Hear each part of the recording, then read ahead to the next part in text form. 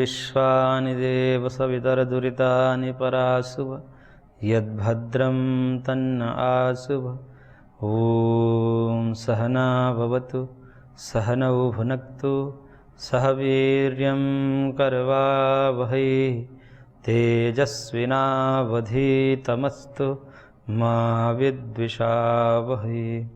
ओम शांति शांति शांति। ओम श्री परमात्मा नमः। योग दर्शन के हम समाधिपाद के ईश्वर के संदर्भ में बात कर रहे थे। महर्षि सूत्रकार ने सूत्र संख्या 27 में भगवान के नाम के विषय में कहा कि जो भगवान के नाम हैं वो मूल नाम है। ऐसे भगवान के अनेकों नाम हैं। महर्षि दयानंद ने सत्यार्थ प्रकाश में प्रथम अध्याय में ही भगवान के 100 नाम गिनाए हैं और कहा कि ये तो बूंद है, सागर में बूंद की भांति मैंने गिनाया। महाभारत के एक प्रसंग में विष्णु सहस्रनाम में भगवान के 1000 नाम गिना दिए, लेकिन फिर भी वो नामी हैं ही ऐसे कि उनके नाम अनंत है। लेकिन उन अनंत नामों में भी एक मूल नाम होता है।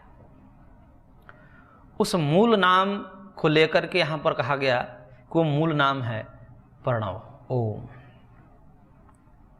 और इसलिए इस प्रणव को बीज मंत्र भी कहा जाता है।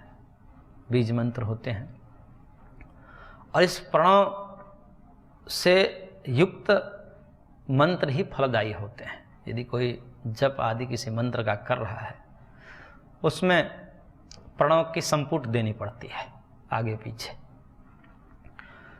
तब जाकर के वह मंत्र फलदायी होते। इसकी विशेष विधियां होती हैं, वो सब गुरुजन बताते हैं। तो वो मूल बीज मंत्र है, मूल नाम है भगवान के प्रणव। तस्य वाचकः प्रणवः।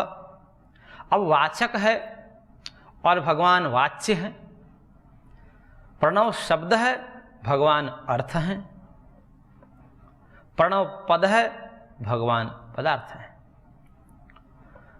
तो इस प्रकार से इन दोनों में संबंध होता है। वाच्यवाचक संबंध उसको हम कहते हैं शास्त्र की भाषा में। वाच्यवाचक संबंध, पद पदार्थ संबंध, अभिधान अभिधेय संबंध इसको कहते हैं। तो अब ये संबंध देखा जाता है कि क्या ऐसे भी तो हो सकता है। मन में तो प्रश्न उठेगा कि ये जो भगवान के नाम हो सकता है किसी ने कल्पना से बना दी है, पूर्व में किसी ने बड़े चालाकी से किसी ने बना दिया होगा नाम। ओम, ये भगवान का नाम हम आज से कहेंगे। अपने 10 शिष्यों को बताया, फिर 10 शिष्य आगे बढ़ाए और बात इतनी बढ़ गई, कब से बढ़ी चली आ रही है कि किसी को पता ही नहीं है कि ये नाम किसने रखा है। ऐसा भी हो सकता है, मन में प्रश्न उठते हैं। उसके निरस्तीकरण के लिए भाष्यकार कह रहे हैं प्रश्न उठा करके, किम अस्य संकेतकृतम वाच्यवाचकत्वम अथ प्रदीप प्रकाशवद अवस्थितम इति। क्या ये वाच्यवाचक जो संबंध है, ओम वाचक है और भगवान उसके वाच्य हैं, तो ये क्या वाच्यवाचक जो संबंध है, क्योंकि शास्त्र में भी कहा जाता है कि भाई जब प्रणव कहा जाता है, ओम कहा जाता है, तो भगवान की स्मृति आती है। हालांकि जिसको पता नहीं चलता तो उसको पता ही नहीं चल रहा कि ओम का क्या है। और किसी किन्हीं नामों से कहा जाए तो उसको तुरंत स्मृति हो जाती है कि भगवान का नाम है। लेकिन ओम के विषय में आज तक किसी को, मतलब जो शास्त्र और गुरु परंपरा से थोड़ा दूर है, उसको पता नहीं चलता ओम क्या है। और वो भावना नहीं आती है जो रामकृष्ण में भावना आती है। ओम कहने में भावना उन लोगों की नहीं आती, क्योंकि पता नहीं है उनको। उनको बता दिया जाता है, तब फिर वही बुद्धि उनमें उत्पन्न हो जाती है, भगवत बुद्धि उन शब्दों में भी। तो वही कह रहे हैं कि किम अस्य संकेत कृतम, क्या ये शब्द और अर्थ का जो संबंध बनाया गया है, ओम और भगवान के जो संबंध बनाया गया है, क्या किसी ने जैसे चिंटू पिंटू आदि नाम रखते हैं, ये कोई मनुष्य रखते हैं ना, कि अपने बालक का नाम रख दिए, या अपने बड़े बुजुर्ग का भी नाम कोई रख देते हैं कि आज से मेरे पिताजी को ये जाना जाएगा, कुछ नाम रख देते हैं अपने भावना के अनुरूप। तो क्या ऐसे ही तो रखा तो नहीं गया है, इनका नाम संकेतकृत है। यानी कि कृतक संयोग है क्या इसका? जो वाच्यवाचक संबंध बनाया गया है या किसी ने, मनुष्य ने किया है? वो संबंध मनुष्य ने बनाए हैं, अथवा दो बात है कि ये जो है प्रदीप प्रकाश की भांति पूर्व से स्थित है। पूर्व से स्थित का मतलब कि ये संबंध पहले से है। जैसे प्रदीप प्रकाश के द्वारा हम घटपट आदि के रूप देखते हैं, अंधेरे कमरे में जब हम प्रदीप दीपक जलाते हैं तो उसके जलाने से क्या होता है, सारे के सारे जो वस्तु रखी हुई हैं उसके सामने प्रकट हो जाता है उसका रूप। तो रूप जो है वहाँ प्रकट होता है, पूर्व में स्थित रूप का ही प्रकटीकरण होता है, वहाँ रूप बनते नहीं, उत्पन्न नहीं होते। ऐसा नहीं कहा जाता है कि प्रकाश ने घट के रूप को उत्पन्न कर दिया, ऐसा नहीं कहा जाता है। अपितु पूर्व में विद्यमान जो घट है उसके रूप को प्रकाश ने व्यक्त कर दिया, प्रकट कर दिया, ऐसा कहा जाता है। तो क्या ऐसा है कि इन शब्द, इन ओम और भगवान के साथ नित्य संबंध है, अथवा किसी ने बीच में किया है? दो बात है। तो नित्य संबंध है ये तो समझ में किसी को आता नहीं, कृतक वाला तो सब समझ में आ जाता है। उसके लिए कह रहे हैं भाष्यकार, स्थितो अस्य वाच्यस्य वाचकेन सह संबंधः। इस वाच्य ईश्वर का वाचक ओम के साथ जो संबंध है वो पूर्व से स्थित है। पूर्व से स्थित का मतलब कि पूर्व सर्ग से ही स्थित है, इस सृष्टि के भी पूर्व में है, और उस सृष्टि में भी विचार करते तो उस सृष्टि से भी पूर्व है। इसका मतलब पूर्व पूर्व जाते जाइए, इसका कहीं अंत नहीं है, इसकी आदि नहीं है। अंत तो आगे आएगा, आदि नहीं है। इसलिए कहा जाता है कि इनका संबंध जो है अनादि है। यानी कि ओम और भगवान के साथ जो वाच्यवाचक संबंध है यह अनादि संबंध है, चिंटू पिंटू की भांति बनाए नहीं गए हैं, नाम रखे नहीं गए हैं, किसी मनुष्य ने नहीं रखा है, अपितु नित्य संबंध है। और कह रहे हैं कि संकेतस्तु ईश्वरस्य स्थितम एव अर्थम अभिनयति। ये संकेत जो किए जाते हैं, जैसा किसी को पता नहीं है, आज इस योग दर्शन के सूत्र के द्वारा किसी को पता चला तो उसको क्या बोध हुआ? हमने उसको बताया नहीं, अलग से नहीं बताया, अभी तो हमने भी पूर्व में जाना अपने गुरु से और हम उसको बता रहे हैं। तो पूर्व में जो संबंध था भगवान और ओम के साथ, उस संबंध का ही हम वहां पर अभिनय मात्र करते हैं, हम बता भर देते हैं। और क्या करते हैं, हम बनाते थोड़ी हैं कि चलिए आज से भगवान एक नया नाम रखते हैं जो आज तक से कोई नहीं रखा है, ऐसा तो नहीं करते। पूर्व से विद्यमान था, हम अपने गुरु से सुने, गुरु ने भी अपने गुरु से सुना, उन्होंने भी अपने गुरु से सुना। इस प्रकार आदि में चले जाइए, शुरुआत जो होंगे वो किससे सुने? वो भगवान से सुने। इस प्रकार से ओम और भगवान का जो संबंध है, प्रणव और ईश्वर का जो संबंध है वह पूर्व से स्थित है, वह अनादि है। जब बताया जाता है तो पूर्व स्थित संबंध को ही अभिनय मात्र किया जाता है, कथन मात्र किया जाता है, बनाया नहीं जाता है।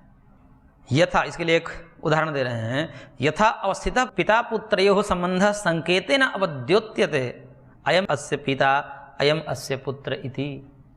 जैसे कोई पिता है या कोई पुत्र है, दो खड़े हैं जिसको पता नहीं है कि ये आपस में इनका क्या संबंध है, क्योंकि छोटे रहते हैं तो समझ में भी आ जाता है कि भाई ये पिता है। जो बड़े हो जाते हैं तो पिता और पुत्र जो है बराबर हाइट के हो जाते हैं। और कभी कभी तो ऐसा भी देखा जाता है कि पिता से पुत्र ही बूढ़ा दिखता है, तो वहाँ तो और समस्या हो जाती है। या दोनों बूढ़े दिखते हैं, ऐसे भी पिता पुत्र हैं कि दोनों वृद्ध हो गए हैं और दोनों हैं, तो वहाँ पर तो पता नहीं चलता कौन पिता है कौन पुत्र है। तब लेकिन संबंध कैसा है उनका? संबंध तो पूर्व से है। तो जो नहीं जानता है उसके लिए जना दिया जाता है कि ये जो है इसका पिता है और ये जो है इसका पुत्र है, ऐसे जना दिया जाता है। जब जना दिया जाता है तो जान लेता है। अब जो जान गया, क्या जान गया? कि इन दोनों में जन्य जनक भाव संबंध है, ये जन्य है ये जनक है। तो जन्य जनक भाव संबंध को उसने जान लिया। अब जान लिया तो क्या ये कहा जाएगा कि अभी अभी जो जन्य जनक संबंध उत्पन्न हुआ? ऐसा तो नहीं कहा गया कि अभी ही इसका ये पुत्र हुआ, ये संबंध अभी बना, ऐसा तो नहीं कहा जा सकता है। संबंध तो पूर्व से था, बस हमको पता नहीं था, एक व्यक्ति ने उसको बता दिया, तो हम उस संबंध को, पूर्व स्थित संबंध को हम जान भर लेते हैं। तो ऐसे ही जब शास्त्र के माध्यम से, गुरुजन के माध्यम से जैसे ओम का निर्देश किया जाता है, तो वो ऐसा नहीं है कि नया नया भी बना रहे हैं, वो पूर्व से विद्यमान रहता है, बस जना भर देते हैं, उसको नाम बता भर देते हैं और उसको बनाते नहीं। इस प्रकार से ये संबंध जो है पूर्व से है, नया नहीं बनाया गया है। और कह रहे हैं कि यही नहीं, पूर्व के मतलब सर्गांतरेषु अपि वाच्यवाचक सत्यापेक्षः तथैव संकेतः क्रियते। भिन्न सर्गों में भी, आगे और पीछे दोनों में भी, यानी कि ये सृष्टि पूरी की पूरी प्रलय हो जाए, फिर आगे बने, फिर वहाँ जीव उत्पन्न हुए, मनुष्य उत्पन्न हुए, फिर जो भगवान के नाम का उपदेश किया जाएगा वह प्रणव का ही किया जाएगा। भगवान का नाम हमेशा पूर्व के सर्गों में, उत्तर के सर्गों में, आगे आने वाले सर्गों में भी जो नाम होंगे, मूल जो नाम होंगे, वो प्रणव ही होगा। और उसी प्रणव का जो है कथन मात्र कर दिया जाता है गुरुजनों के द्वारा, और गुरुओं को भी पूर्व गुरुओं के द्वारा, और जो आदि गुरु होंगे कपिलादि महर्षियों को, उनको भी भगवान स्वयं दे देते हैं ज्ञान।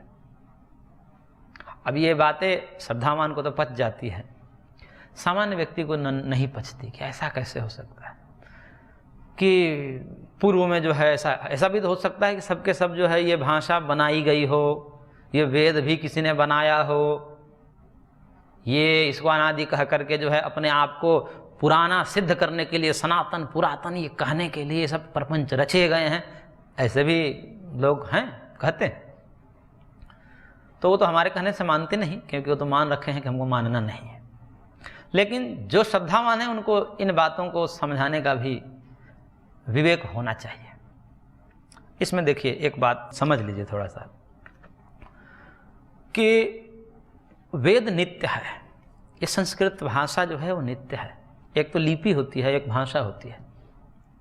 लिपियां बदलती रहती है कालक्रम से। पहले कहते हैं कि ब्राह्मी लिपि थी, वो बदल गई, देवनागरी आई, अभी जो हम लिखते हैं वो देवनागरी में लिखते हैं।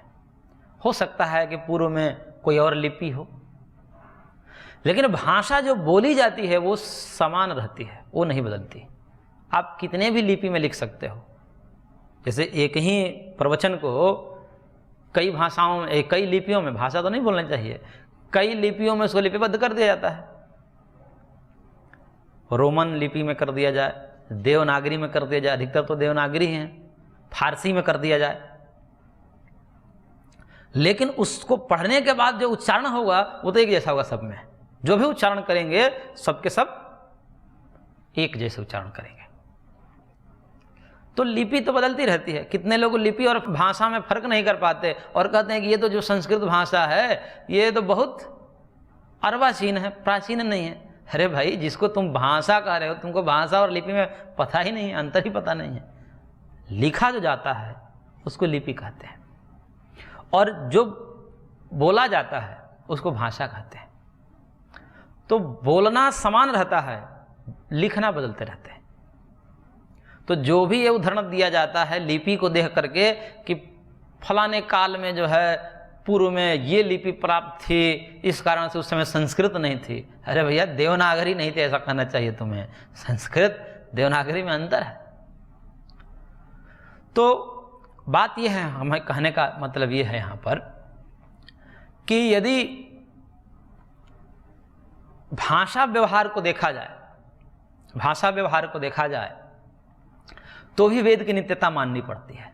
यदि वेद को नित्य नहीं माना जाए तो समस्या क्या हो जाएगी, ये समझिए कि ये जो भाषा का विकास है वो हो ही नहीं पाएगा।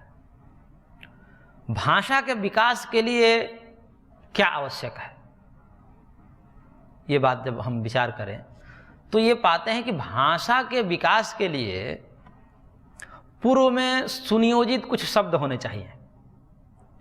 जैसे आज हमने कोई नया शब्द बनाया है, उस नए शब्द को बनाने के लिए हमें पूर्व नियत शब्दार्थ संबंध वाले कितने शब्द को लेने पड़ते हैं। जैसे मैंने कोई नया कोड वर्ड निकाला है, अब कोड वर्ड उसको बताने के लिए, क्योंकि दूसरों को बताना है, भाषा तो दूसरों को बताने से ही आती है, तभी भाषा व्यवहार होता है। तो जब हम दूसरों को बताएंगे कैसे बताएंगे? उस बताने के लिए भी नया एक कोड वर्ड यदि हमें बनाया है, कोई नया शब्द बनाया है और उसको कोई अर्थ को कहने के लिए हमने नए शब्द बनाए हैं, उस एक नए शब्द को बताने के लिए, उसके शब्दार्थ संबंध समझाने के लिए कि भाई आज से इस शब्द, इस अर्थ को इस शब्द से हम कहेंगे, उतने के समझाने मात्र के लिए हमें पूर्व से नियोजित कितने शब्द को लेने पड़ते हैं साथ में। क्या कहते हैं? आज से हम अब इस पदार्थ को इस शब्द से कहेंगे। अब ये जितने शब्द मैंने बोला, ये सबके अर्थ पहले से सुनियोजित है। आज का शब्द अर्थ पता है, अर्थ पदार्थ का अर्थ पता है, हम जानेंगे, ये सब शब्द पहले से नियोजित है। इसका हमने शब्दार्थ संबंध नहीं बनाया है, ये पूर्व से नियोजित शब्द को हम प्रयोग करके एक नए शब्द को समझाने के लिए इतने शब्दों को हम प्रयोग में ला रहे हैं। अब चलिए सृष्टि के आदि में, जहां पर पहली सृष्टि है, प्रथम मनुष्य हैं, कहीं तो एक शुरुआत होगी, मानना ही पड़ता है कि भाई ये सृष्टि कहीं ना कहीं बनी होगी। और सबसे प्रथम मनुष्य यदि आए होंगे, चाहे वो किसी भी माध्यम से आए होंगे, उस पर हम चर्चा नहीं कर रहे, मनुष्य आए होंगे। प्रथम मनुष्य आदि पुरुष इस जगत के मनुष्य के रूप में जो होगा, उसके पास तो कोई शब्द नहीं होंगे, पूर्व से सुनियोजित, क्योंकि वो तो पहला है आदमी, तो पहला व्यक्ति होने के कारण पूर्व से कोई भाषा नहीं होगी। और पूर्व से कोई भाषा नहीं होगी, भाषा का मतलब कि इस शब्द का अमुक अर्थ के साथ संबंध है, इसका पता ही नहीं है किसी को पता नहीं है। अब भाषा कैसे आगे बढ़ेगी? क्योंकि यदि ये कहा जाएगा कि भाई वो एक एक बना लेंगे अपने आप से एक एक बना लेंगे और फिर बता देंगे, कैसे बताएंगे? एक शब्द मान लीजिए उसने बनाया और एक अर्थ को कहने के लिए बनाया, अब उसको समझाएगा कैसे? क्योंकि उसको समझाने के लिए पूर्व से नियत शब्दार्थ संबंध होने चाहिए, जो कि वो पहले से जानता हो। यहाँ पर तो कोई कुछ जानते ही नहीं है। तो यदि कोई अपने मन में बना भी ले शब्द कि मैं इस शब्द से इसको कहूँगा, तो उसको समझाने के लिए कोई भाषा पूर्व में नहीं है, पूर्व सुनियोजित शब्दार्थ संबंध वाले वाक्य नहीं है, शब्द नहीं है, कैसे समझेगा? यदि बोलेगा भी, बोल तो देगा वो, लेकिन वो कैसे समझेगा कि क्या बोल रहा है? यहाँ तो हम एक शब्दार्थ संबंध बना देते हैं, पूर्व से नियोजित कुछ शब्दार्थ संबंध है जो सब जानते हैं, उस आधार पर एक नई भाषा बन जाती है। लेकिन जहाँ पर पूर्व से कोई भाषा ही नहीं है, सब प्रथम मनुष्य हैं, वो कैसे आपस में बात करेंगे? कैसे यदि शब्द भी रचेंगे, गढ़ेंगे भी, तो कैसे समझाएंगे? और समझाएंगे तो कैसे समझ लेगा वो समझ ही नहीं सकता, और समझ ही नहीं सकता, इस प्रकार से भाषा का विकास ही नहीं हो सकता। अब कोई कहेगा नहीं, धीरे धीरे कैसे हो जाएगा? धीरे धीरे कैसे हो जाएगा? एक बालक को, ये सब रिसर्च किए जा चुके हैं कि एक बालक को कई महीनों तक ऐसा रखा गया, महीनों नहीं वर्षों तक, केवल खिलाने पिलाने के लिए उसके पास ले जाते थे, दूध पिला करके उसे आ जाते थे, और उसके सामने कोई बोलने वाला नहीं था, कोई समझाने वाला भी नहीं था।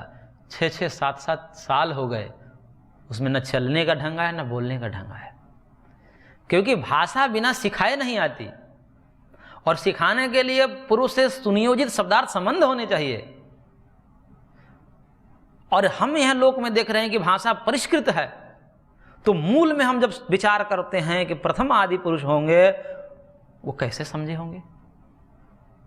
अब बिना बताए कोई भाषा का ज्ञान कर ही नहीं सकता, ये सिद्ध है, प्रत्यक्ष सिद्ध है कि आपके सामने एक व्यक्ति को रख दिया जाए, चाइनीज हो, जिंदगी भर रख दिया जाए, उसके साथ बातें भी करें तो भी पता नहीं चलेगा कि क्या बोल रहा है। तो ये कैसे होगा? भाषा व्यवहार कैसे आगे बढ़ेगी? ये भाषा कैसे विकसित हुई होगी? तब हम कहते हैं कि भाई पूर्व से कोई तो वाक्य ऐसे होने चाहिए जो पहले से नियोजित हैं, सुनियोजित हैं, सिद्ध हैं, उनके शब्दार्थ संबंध नियत हैं। तब हम कहते हैं कि वो वेद है, वो वेद के रूप में शब्दार्थ संबंध उसके नित्य है। तो करेंगे वेद का नित्य तो कौन बताने वाला है? तो ये भी सूत्र आया, स एष पूर्वेषाम अपि गुरुः, वो आदि पुरुषों को भी बताने वाला स्वयं भगवान है। भगवान बता देते हैं उसको। कैसे बताते हैं? भगवान को बताने के लिए शरीर की आवश्यकता नहीं है। जो इतना बड़ा ब्रह्मांड रचने वाला है वो अंदर से स्फुरना दे देगा, वो यंत्र की भांति बोलने लगेंगे। ये महर्षि जो बोलते हैं शब्द, वेद जब उनके अंदर से निकला वो यंत्र की भांति हमें लगता है कि निकला होगा। ऐसे ही धड़ाधड़ भगवान, क्योंकि भगवान उनको एक सहारा ले लेंगे, किसी एक व्यक्ति का सहारा ले लेंगे, उनके लिए कौन सी बड़ी बात। तो इस प्रकार से हम कहते हैं कि शब्दार्थ संबंध, कुछ नियत शब्दार्थ संबंध तो होने ही चाहिए पूर्व से, और उसी के आधार पर भाषा का विकास होगा। तब जाकर के हम लौकिक भाषा का भी विस्तार करते हैं। वैदिक और लौकिक दो भाषाएं हैं। वैदिक भाषा है, कुछ लोक में हम शब्द बना देते हैं। तो पूर्व में नियोजित कुछ शब्दार्थ संबंध तो होने ही चाहिए, और वह शब्दार्थ संबंध वेद के रूप में है जो कि संस्कृत भाषा में है, और वह नित्य है। इसी के आधार पर यहाँ पर तो केवल प्रणव शब्द को कहा, क्योंकि यहाँ तो केवल आपको भक्ति करवानी है, लेकिन मैंने पूरे इस वेद को ले लिया।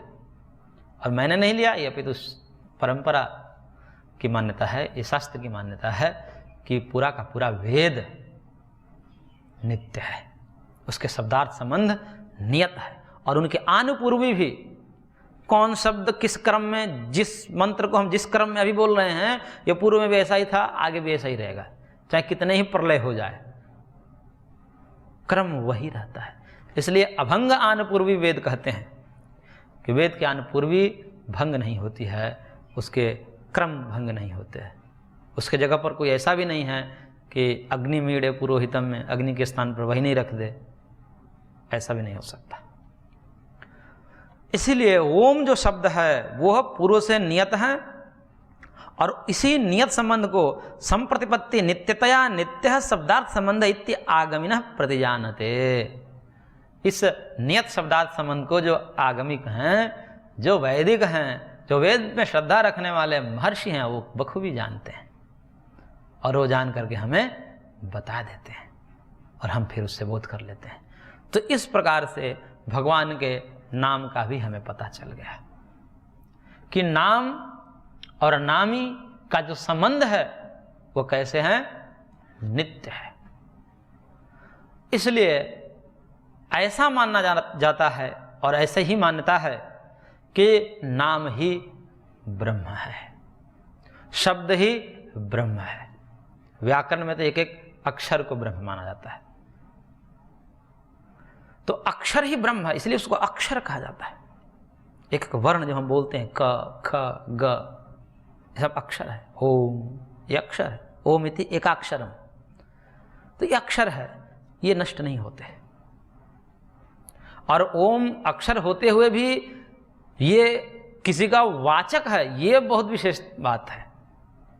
जैसे कोई ओम एक अक्षर है, लेकिन इस अक्षर में भी अ उ म, अकार उकार और मकार, ये तीन चीजें होते हैं। और वो जब दीक्षा देते हैं तो वहाँ पर उसका व्याख्यान किया जाता है कि अ का अर्थ क्या है, उ का अर्थ क्या है, म का अर्थ क्या है। उपनिषद में सब बताए गए हैं। उपनिषद का भी हम स्वाध्याय करेंगे तो उस पर विचार करेंगे। तो कहने का हमारा यहाँ पर यह तात्पर्य है कि शब्द और अर्थ, नाम और नामी, ओम और भगवान, ये दोनों नित्य हैं, और ओम ही भगवान है, भगवान ही ओम है। इसलिए हम जब बोलते हैं ओम, तो ओम साक्षात ब्रह्म है। इसलिए देखिए ऐसी बड़ी व्यवस्था, सुंदर व्यवस्था है कि व्याकरण में सारे नाम जो हैं, संज्ञाएं हैं, उनके शब्द रूप चलते हैं। सु औ जस आदि प्रत्ययों को लगा करके रामः, रामौ, रामाः ऐसा बना देते हैं। यहाँ पर राम मूल प्रातिपदिक है, और वह मूल प्रातिपदिक सु औ जस आदि प्रत्ययों से विकृत होकर के कभी रामः के रूप में सुनाई देता है, कभी रामौ के रूप में सुनाई देता है, कभी रामाः के रूप में सुनाई देता है। यानी कि शब्द में विकृति आ रही है। लेकिन वही जब ओम के कहा जाता है तो ओम के रूप नहीं चलते हैं। ओम के साथ क्या करना पड़ता है? ओम इति लगाना पड़ता है। ओमः, ओमौ, ओमः ऐसा कुछ नहीं चलेगा, क्योंकि ओम अक्षर है, इसका विनाश नहीं हो सकता, विकृति भी नहीं हो सकती, भाषा में भी इसके शब्द रूप नहीं बन सकते हैं। ओम ओम ही रहेगा तीनों कालों में। इसलिए ओम साक्षात ब्रह्म है। इसलिए ओम का उच्चारण करते समय ओम का जप करते हुए साक्षात ब्रह्म ही हमारे मुख से विनिश्रित हो रहा है या अंतःकरण में चिंतन के रूप में आ रहा है, ऐसी भावना करनी पड़ती है। इसलिए ओम शब्द जो है उसका अर्थ कहते हैं अवति इति ओम, और रक्षणे धातु है, उस धातु से ओम शब्द की निष्पत्ति बताते हैं, उस अर्थ में है, रक्षण अर्थ में, जो रक्षा करता है वह ओम है। इसलिए उपनिषद ने कहा कि प्रणो धनु शरो ही आत्मा ब्रह्म तल्लक्ष्यम उच्यते अप्रमत्तेन वेधव्यम सर्वतन्मयो भवेत्। कि ओम जो है क्या है? प्रणवो धनु, प्रणव को धनुष बना करके, शरो ही आत्मा, आत्मा अपने आप को तीर बना करके उस ओम पर चढ़ा करके, जैसे धनुष पर तीर को चढ़ा करके, और ब्रह्म तल्लक्ष्यम उच्यते, ब्रह्म लक्ष्य है, उस लक्ष्य को अप्रमत्तेन वेधव्यम, प्रमाद रहित होकर के, बड़े एकाग्रचित्त से, सावधान होकर के, सतर्कता के साथ वेधव्यम, उसे भेद देना चाहिए, उसे प्राप्त कर देना चाहिए। सर्वत तन्मय भवेत्, तन्मय होकर के, एक अनुसंधाता की बात है, जिस प्रकार अनुसंधाता अनुसंधान करते हैं तीर का, अपने लक्ष्य का, उसके भांति बहुत एकाग्रचित्त होकर के भेद देना चाहिए। तो ये जब ओम से ही प्राप्त है, ओम से ही इस भक्ति की शुरुआत है, और नाम से ही नामी की प्राप्ति है। अब ये बातें जो हैं बहुतों को समझ में नहीं आती, लेकिन सिद्धांत है कि राम राम कहने से कहते हैं कि राम कैसे मिल जाएगा, जलेबी जलेबी कहने से जलेबी मिल जाती है, लेकिन यहाँ पर प्रणव प्रणव कहने से ही भगवान की प्राप्ति हो जाती है। ये सिद्धांत है, और इस सिद्धांत को समझे भी ना मूर्ख व्यक्ति ऐसा कहते हैं कि शब्द से अर्थ की प्राप्ति नहीं होती है, शब्द से अर्थ की प्राप्ति हो जाती है, शब्द से अर्थ की प्राप्ति हो जाती है। इमली कहा जाए, इमली शब्द है, कहा जाए, कहेगा इमली कैसी होती है, ऐसा सुनते ही मुख में पानी आ जाता है, शब्द मात्र से है। और इसको और तन्मयता से किया जाए ध्यान आदि के माध्यम से, तो वृत्ति को तन्मय कर दिया जाए उस इमली में, इमली इमली ऐसा चिंतन करते करते इमली मय कर दिया जाए इस चित्त को, तो रस भी आने लगेंगे। ये समझ में आए अथवा ना आए किसी को, ये ध्यान की विधि है, उपासना की प्रणाली है। तभी तो महर्षियों को बिना रूप के दिव्य रूप का दर्शन इन आँख को बंद करके हो जाता है, बिना गंध के, केवल नासिका मात्र से, कोई गंध नहीं आ रहा है, लेकिन दिव्य गंध की प्राप्ति हो जाती है केवल चिंतन मात्र से। स्थान आगे बताएंगे कहाँ कहाँ संयम करने से दिव्य रूप, दिव्य रस, दिव्य गंध की प्राप्ति हो।